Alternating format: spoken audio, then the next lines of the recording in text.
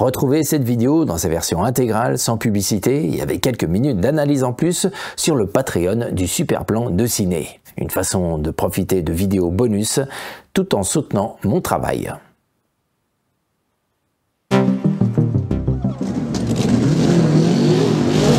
Deuxième partie de l'analyse de cette séquence absolument magistrale où l'on assiste à une Jessie et son bébé sérieusement malmenés par la bande du redoutable Toe Cutter. Une séquence qui m'avait profondément marqué à l'époque et qui aujourd'hui encore, franchement, n'a pas perdu de son intensité. Alors oui, un moment sous haute tension, éprouvant et violent. Car comme avec la scène du jeune couple violé ou celle de Goose piégée dans la dépanneuse, tout repose ici sur une mise en scène et un montage très subtil qui maîtrise rythme, suspense et art de la suggestion. Et c'est précisément là la clé de sa réussite. Vous allez donc comprendre comment, grâce à sa mise en scène et ses petits secrets de montage, George Miller réussit à nous préparer le terrain psychologiquement et à rythmer la séquence pour nous faire vibrer et nous prendre aux tripes. Et puis, on en profitera pour souligner un aspect du film qui fait toute sa spécificité par rapport à toutes ses suites. Un aspect que personne ne soulève et qui, pourtant, vous le verrez, est assez frappant et fait de ce premier opus le film le plus dur, le plus noir et d'une certaine façon le plus violent, selon moi, de toute la saga. Alors cette scène est un des points culminants du film en termes d'intensité dramatique et, lien de cause à effet, le point de bascule du récit. Le moment où le monde s'écroule pour notre héros, le plongeant ainsi dans un désir de vengeance absolue. Ah, la V8. Oui, la fameuse V8, la légendaire Black on Black qui deviendra pour ainsi dire son arme de destruction. Oh, coup du lapin là. Bah oui, cascade très impressionnante qui a fait couler beaucoup d'encre. Mais bon, ça, on en parlera dans le prochain épisode. Pour l'heure, revenons là où nous nous étions quittés, lorsque Jessie se retrouve face à face avec le Toe Cutter et sa bande. Bon, là j'ai comme l'impression de pisser dans un violon. Hey les copains, vous suivez ou quoi? Qu'est-ce qui se passe? Bah, tu vois pas là, le bouffeur de graines? Bah oui. Bah, qu'est-ce qu'il fout là? Et qu'est-ce qu'il fait dans une voiture? Pourquoi il est pas assis tranquille derrière comme d'habitude? Pourquoi il est devant nous? Et pourquoi il apparaît comme ça d'un coup? Comme s'il était dans un film? Oui bon bah j'en sais rien moi, c'est pas moi qui contrôle ici. Bon, bah, en tout cas, là, on le voit plus. Ah oui, il est plus là. Bon, on va quand même pas... Pourtant, on l'a vu, hein. Ah ça, c'est sûr. Bah, c'est peut-être un bug. Un bug? Oui, un bug, une erreur de montage par exemple. Ah bah voilà, une erreur de montage, je parie que c'était ça. Allez, on va pas épiloguer là-dessus quand même, avançons. Ouais, t'as raison. Allez, vas-y, envoie la bobine, Jocelyne. Well, it's our little mother. Donc, après avoir terrorisé Jessie dans la forêt, le grand méchant loup et sa meute surprennent à nouveau la jeune femme et cette fois-ci, ils détiennent son bébé. Ah, ils ont bien calculé leur coup. Allez, et avec le Max qui est parti à l'autre bout, là, pour Jessie, ça risque de cracher plus de noyaux qu'une pastèque. Oui, ce petit jeu à faire peur dans la forêt n'était en réalité qu'une manœuvre pour jeter le trouble et pour faire diversion. Mais le plus malin dans tout ça, c'est George Miller. Car en nous offrant une belle séquence pleine de suspense, qui flirte avec le film de terreur, il vient par la même occasion de faire quelque chose de très important pour ce qui va suivre. Il nous a glissé dans la peau de Jessie. À ce stade de la séquence, on est en effet complètement en phase avec ses émotions. On vibre avec elle, on s'inquiète comme elle du sort de son bébé, et c'est ce lien fort qui nous unit désormais avec ce personnage qui va venir amplifier le drame qui va suivre. Mais ils vont quand même pas le couper en petits morceaux, là. Alors en effet, on imagine le pire. Mais pour l'instant, les intentions sont très floues. Par contre, ce qui est clair, c'est que le Toe Cutter a bien l'intention de savourer sa revanche sur celle qui lui a fait voir quelques étoiles. And Kundalini wants his hand back. Il prétend vouloir marchander le petit Sprog contre la main de celui qui s'est amusé à faire du rodéo. Mais l'instant d'après dit que c'était pour rigoler, que Jessie n'a aucun sens de l'humour, en flattant sa beauté qui lui donnerait une certaine supériorité, des privilèges, mais qu'elle pourrait très facilement perdre. Lost face. What are you want from me? Ah oui, c'est vrai, qu'est-ce qu'il veut là? C'est pas clair. Eh oui, c'est pas clair et c'est tout le principe. Tourner autour du pot pour déstabiliser sa victime. C'est par ce petit jeu pervers, bourré de sous-entendus, devant l'insistance d'une maman qui supplie pour récupérer son bébé, qui rend ce talk-cutter menaçant et inquiétant. Notez qu'on est ainsi toujours au même niveau de connaissance que Jessie. Comme on l'a été sur la plage, dans la forêt, on reste dans son point de vue. On continue à vivre les événements par son regard et on n'en sait pas plus qu'elle sur les réelles intentions du talk-cutter. Alors c'est juste qu'il a déjà traumatisé les deux amoureux et passé gousse au barbecue, quand même. Ah oui, ça c'est vrai, c'est une avance qu'on a par rapport à elle. On sait de quoi l'énergumène est capable. Et justement, ce décalage de connaissances en la défaveur de Jessie apporte encore plus de tension à la scène. Mais soulagement, surprise, arrive celle qu'on avait un petit peu oubliée. Un fusil de chasse entre les mains. Ah bah oui, la vieille branche là, elle pète sec comme elle est, les petits loupards là, ils vont plus moufter. Bon alors au début, personne ne la prend au sérieux, jusqu'au moment où elle met les points sur les i. Eh, qu'est-ce que je disais? Et alors là, regardez comme c'est ingénieux. Allez, le coup de feu là, ça a prévenu Max. En effet, ce coup de feu alerte Max. Et du point de vue de la mise en scène, en le retrouvant, en voyant sa soudaine inquiétude, dans ce petit moment de flottement, le timing de ce plan est très important, la séquence bascule dans quelque chose de plus grave encore. Ah oui, parce que là, il est pas à côté, hein. Tout à fait. Ce plan nous rappelle que Max fait fausse route, qu'il est loin, qu'il est littéralement hors jeu par rapport à l'action qui se joue à la ferme, et que par conséquent, il est complètement impuissant.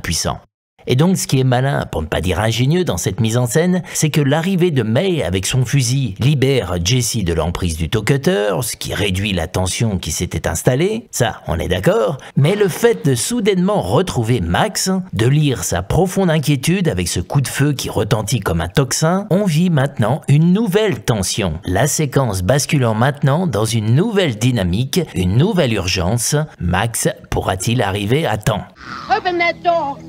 Every one of you in there. Alors maintenant qu'ils ont tous compris que Mamie ne plaisante pas avec sa carabine, tout le monde au coin. Et on relâche enfin le petit Sprog. Elle a apprécié tout l'art d'un choix de cadrage et d'un montage qui ne nous perd pas avec des plans inutiles et qui se concentre sur l'essentiel. Ici, c'est Sprog le sujet et le fait qu'il est relâché. On est à sa hauteur, pas de plan d'insert, on reste sur lui jusqu'à ce que sa maman le récupère dans ses bras. Et par rapport à ce qui va suivre, de rester comme ça sur ce bébé pour lui donner une certaine présence, ça a son importance. On revient sur Max. Maintenant, il y a urgence, il court, il sait que le danger se joue à la ferme. Et cut, Jessie avec son bébé qui court également. Et regardez, dans le même mouvement gauche-droite. Ah oui, ça fait comme si Max il essayait de la rattraper et qu'elle, elle lui échappait. Eh oui, on a cette impression parce que chacun des deux se déplace dans le cadre, dans la même direction. Et en plus, si on regarde de près, le point de montage s'amuse même à créer l'illusion que tout cela n'est qu'un seul et même mouvement. Une astuce qui met ici l'accent sur l'urgence, il faut courir. Avec un double enjeu, rattraper d'un côté, fuir de l'autre. Mais on ferme la meute histoire de la mettre à l'écart, le temps de décamper rapidos. Ah oui, ça c'est malin ça. Oui, mais alors, regarde la porte. Oui, la porte, mais alors attends, avant, regardez déjà comment tout ça est rythmé. On a d'abord un petit travelling avant, où l'on voit Jessie s'installer au volant de la voiture, tendre le bras pour fermer la portière, et au moment où elle la claque, cut, on revient sur May, qui verrouille la porte. Et comme avec le raccord mouvement précédent sur deux actions différentes, on a ici la même idée, une continuité dans les actions. On ferme la portière de la voiture d'un côté, puis on verrouille la porte de la grange de l'autre. Idée de montage bien connue des monteurs pour des scènes qui, comme ici, cumulent plusieurs actions parallèles. Chacune semblant s'imbriquer dans l'autre comme si elles se répondaient, ce principe installe une certaine fluidité dans les actions. Et surtout permet de souligner l'importance d'un élément, l'élément qui se répète. Ici donc la porte qu'on ferme et qu'on verrouille. Et d'ailleurs, la caméra répète elle aussi le même mouvement que le plan précédent, un travelling avant, pour voir qu'on commence déjà à donner des coups de latte. Et géniale idée de mise en scène que cette porte. Eh oui, parce que ça va être l'élément du suspense à venir. Quand va-t-elle céder et Jessie réussira-t-elle à prendre suffisamment d'avance? Et là, évidemment, George Miller va nous faire profiter de ce suspense, en étirant le temps, en jouant sur un montage alterné. Bon, ça, c'est très classique, mais vous allez voir avec une petite idée ingénieuse à la clé. plan large. May rejoint la voiture. Et rebelote, histoire de bien mettre la pression, on répète le même travelling avant sur la porte en bois contre laquelle ça tambourine encore plus sec. Retour à la voiture qui démarre, on revient sur la porte en bois, mais maintenant on reste en gros plan. Et retour à la voiture, mais cette fois-ci on est à l'intérieur, en ce qu'on pourrait appeler une vue subjective de sa conductrice. Alors il y a une raison à cela, et vous allez comprendre. Plan suivant, May lui ordonne de passer au travers. Mais au travers de quoi au juste? Du portail, vers lequel on fonce lorsqu'on revient au plan subjectif. Et au moment où on s'apprête à lui rentrer dedans, cut, on fait un bond à l'extérieur du véhicule pour le voir traverser l'obstacle. Alors au risque de me répéter pour ceux qui suivent mes analyses, ce principe de montage qui consiste à passer de l'intérieur à l'extérieur du véhicule au moment où il franchit l'obstacle, c'est ce qui amplifie l'impact. Principe très utilisé dans les courses-poursuites. On en a parlé dans la séquence d'ouverture de ce même Mad Max, où c'est utilisé quasi systématiquement, mais aussi dans une flopée d'autres films tels que, évidemment, je l'avais cité, French Connection et le génial Police fédérale Los Angeles, dont j'avais fait une analyse que je vous invite évidemment à voir de toute urgence. Bref, donc voilà pourquoi on était passé dans ce plan subjectif. C'était pour préparer l'impact. Bon, mais alors dites donc, je trouve qu'elle s'en sort bien la Jessie là. Elle va peut-être réussir à l'esmer. Ah oui, alors ça c'est sûr, elle rentre dedans, elle a pas froid aux yeux, elle sent qu'il y a un danger absolu, elle met le paquet, bref, elle ne se laisse pas faire, elle mène l'action, et du coup elle a toutes ses chances, on y croit. Et ça c'est très important pour maintenir le suspense. Mais là, on va remettre un petit coup de pression. Allez, regardez, idée de montage fort ingénieuse de George Miller. Précisément au moment où Jessie défonce ce portail, ce qu'on vient de voir, on retourne à la fameuse porte en bois pour la voir, elle aussi, eh bien, se faire défoncer. Voilà, la meute est lâchée. Et regardez bien la mise en scène. On est au ras du sol pour voir toutes ces bottes quasiment nous marcher dessus. Ensuite, on se précipite sur les bécanes. Un premier qui attrape son casque, deux autres qui chevauchent leur monture, un lever de béquille, un démarrage et on met les gaz. Avec ce montage qui découpe chaque action, chaque geste en une série de gros plans, on sent la puissance, l'énergie, la vitalité de cette meute. Et notez que comme dans la forêt, pas de visage, seulement des mains, des bottes, des êtres sans individualité, complètement interchangeables. Ils ne font qu'un, comme un seul corps, une seule force, une seule pulsion prête à se déchaîner. Et ensuite regardez cet enchaînement de plans qui nous expose clairement la situation. Max qui court éperdument, le grand méchant loup et sa meute qui nous roule quasiment dessus, et le petit chaperon rouge qui lui s'enfonce dans le fond de l'image. En jouant sur le sens de déplacement dans le cadre et la position de la caméra, on saisit instantanément qui essaye de rattraper, qui prend en chasse et qui prend les jambes à son cou. C'est clair, c'est limpide et c'est puissant. Ah ben cette image-là, c'est presque la même que celle avec la voiture des deux amoureux là. Bien vu, c'est en effet un plan qui rappelle énormément celui qui ouvrait cette course-poursuite qui a très mal fini pour le jeune couple d'amoureux. Même jeu de perspective, même véhicule rouge qui s'engouffre dans le fond de l'image. Oui, mais là, il n'y a pas de lapin crevé qui traîne sur le bitume. Oui, en effet, là, il n'y a pas de lapin mort au bord de la route. Et ça, c'est peut-être un signe, hein. C'est peut-être dire que la Jessie, là, elle va s'en sortir. Ah, on y croit, hein? Bah, il faut juste qu'elle appuie sur le champignon, là, et qu'elle y aille le dardard. Alors c'est vrai qu'on pourrait s'attendre maintenant à une scène de course-poursuite sur le macadam, avec une Jessie qui prend la tangente et qui va tenter de semer la redoutable bande de motards. Mais regardez, immédiatement, dès le plan qui suit, George Miller désamorce cette attente en nous faisant bien comprendre que ce n'est pas du tout ce qui va se dérouler. Voilà, c'est la panne, on n'ira pas plus loin. Panique à bord et cut, un insert très court où la meute franchit le portail précédemment défoncé. On revient aussitôt sur Jessie qui décide de s'extirper de l'habitacle. Bon, ça a priori elle n'a pas tort car on l'a appris dans ce film, rester dans son véhicule immobilisé, c'est le truc à surtout pas faire. Cut raccorde dans son mouvement et on entame un travelling arrière alors qu'elle se met à courir. Et retenez bien ce cadrage, Jessie avec son bébé dans les bras en train de fuir le danger, George Miller va l'exploiter jusqu'au bout. Aïe aïe aïe. Bon mais elle a quand même un fusil la mamie. Oui, et elle compte bien l'utiliser, mais regardez maintenant comment en deux plans très simples, on peut faire pressentir une menace et une victime dont les chances de s'en sortir s'effondrent d'un seul coup. Travelling arrière au ras du bitume, forte perspective. Au loin, dans le point de fuite, les motards apparaissent minuscules, mais on sent qu'ils vont vite nous rattraper.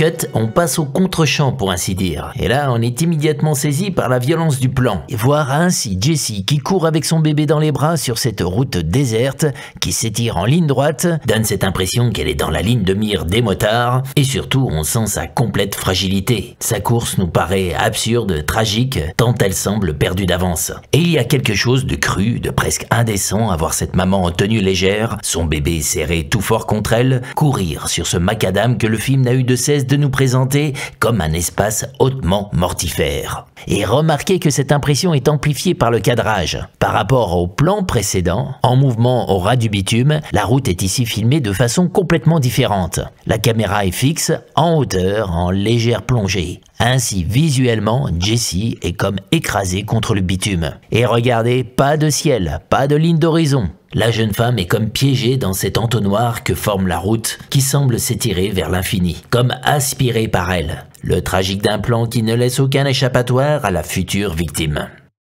On enchaîne et vous allez voir qu'une fois de plus, ce ne sont pas les armes à feu qui font la loi sur la route. Et là, ça leur a fait ni chaud ni froid.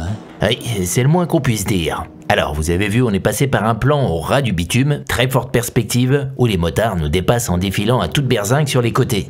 Et le coup de feu qui a suivi, lui, est comme parti dans les airs. Et regardez, après un simple cut, la horde qui sortait du champ, on la retrouve tranquillement dépasser la voiture comme si de rien n'était. Toujours en travelling arrière pour la voir s'avancer vers nous de façon menaçante. Alors ce coup de feu, personnellement, je le trouve génial. Parce qu'il remplit en quelque sorte une double fonction. 1. Il nous indique que plus rien ne peut dorénavant arrêter la horde. Et 2. Sur un plan purement sensoriel, il crée un effet explosif lorsque déboule les motos. Mêlées au rugissement de leur moteur, ça leur donne un côté assourdissant comme si tout d'un coup elles franchissaient le mur du son.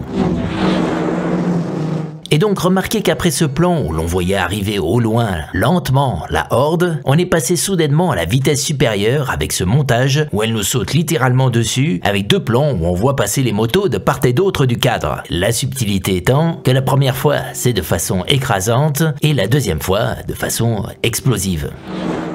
Et c'est pas malin ça pour apporter du rythme et pour nous faire sentir la puissance et la férocité du Toe Cutter et de sa bande. Bon, continuons. Et là, ça va être horrible. Hein. Et il y a la tête du gamin qui va rouler par terre, j'ai pas envie de voir ça moi. Alors non, il n'y a pas vraiment de tête qui roule par terre. Encore que je comprenne qu'on puisse avoir cette impression. Enfin bref, on passe au visage de May. Et donc là, George Miller applique la recette imparable pour intensifier une scène dramatique. Utiliser un regard, une expression. Rappelez-vous, on en a beaucoup parlé dans la scène de la course-poursuite d'intro qui fonctionne à plein sur ce principe.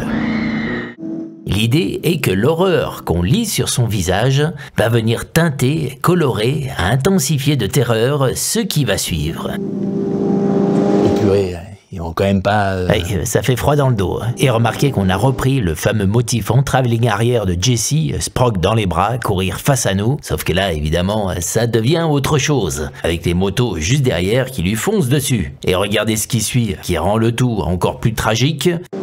On bascule dans le dos de Jessie qui ose à peine jeter un coup d'œil derrière elle.